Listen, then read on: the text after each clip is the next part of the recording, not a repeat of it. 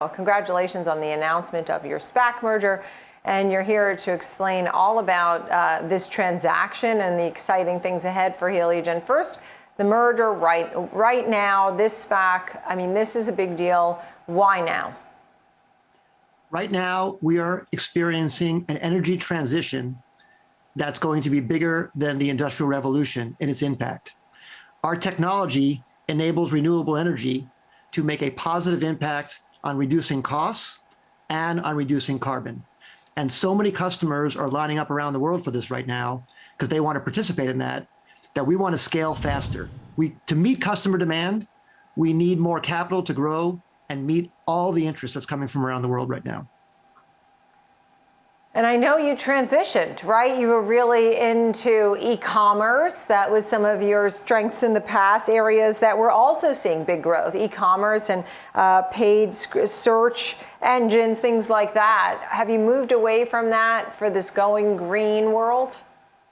Well, I've been an entrepreneur all my life, and I started Idea Lab as a technology incubator 25 years ago. And at that time, Netscape had just gone public. We invented a whole bunch of e-commerce companies, search companies, and we lived through the whole .com revolution and learned so much about growing companies and scaling them. Right now, the revolution we're going through in clean technology is way bigger than that. Why? Energy is the biggest industry on Earth. It's 10% of all of GDP. Energy is in all of our devices, our products. You just talked about housing, about automotive. GM is making this huge commitment to go 100% electric by 2035. That means we need 25% more electricity on the grid to power our electric vehicles. So I feel that this opportunity to make this transition is not only good for the planet, it's the biggest business opportunity of all time.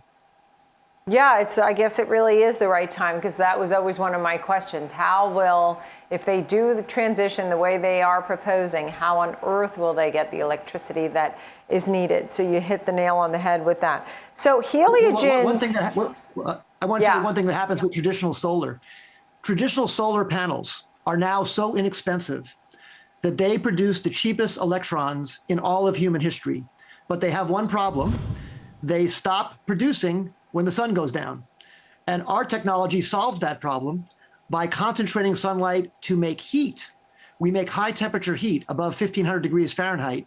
We store that energy, and thus we can produce electricity or green hydrogen or thermal energy after the sun goes down. And that's what industry needs, but that's also what charging electric vehicles needs.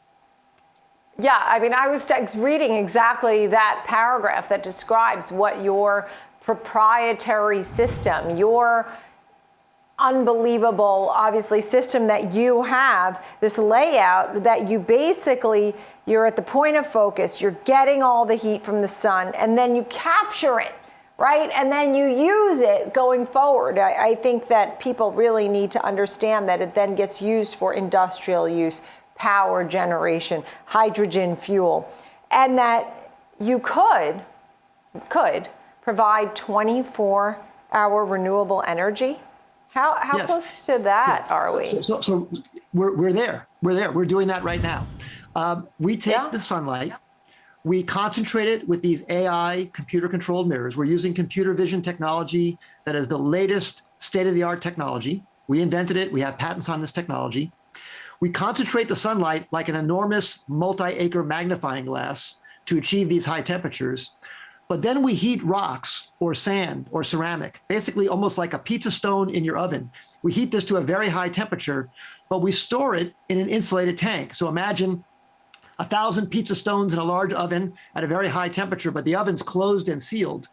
But now that we have that energy stored, we can convert that to useful energy for industry on demand. So we don't need the sun to be shining to power it. That's how we get the always available energy that our customers need so badly. Right. What about solar as an industry? I mean, your company now a big part of this. I know you're working with ATHN, which is a female-led team, right? All women-led team for acquisitions. But the solar industry, I think, I don't know, are there going to be subsidies? Is there room for all the different companies that we've been talking about for the last 10 years? The reason that this is such a big opportunity is energy is 10% of the entire global GDP, so $8.6 trillion a year. We are working to make our solar energy lower cost than fossil fuels with no subsidies. I believe there will be subsidies from governments, but the way to make this really scale is to make this cost effective without subsidies. We have so many tailwinds because companies are making commitments like GM, like the state of California electric vehicles. Countries are making commitments like Germany, Japan, United States rejoining the Paris Agreement. All these things make there be more demand. That helps us lower the price. This is the amazing thing about solar energy and about wind power and about the technology we're developing. When you take fossil fuels out of the ground, the more you take out of the ground, the more expensive it gets. With solar energy, the more you make, the cheaper it gets. Yeah. So we're riding the curve of driving the price down, so no subsidies are necessary to be competitive with fossil fuels.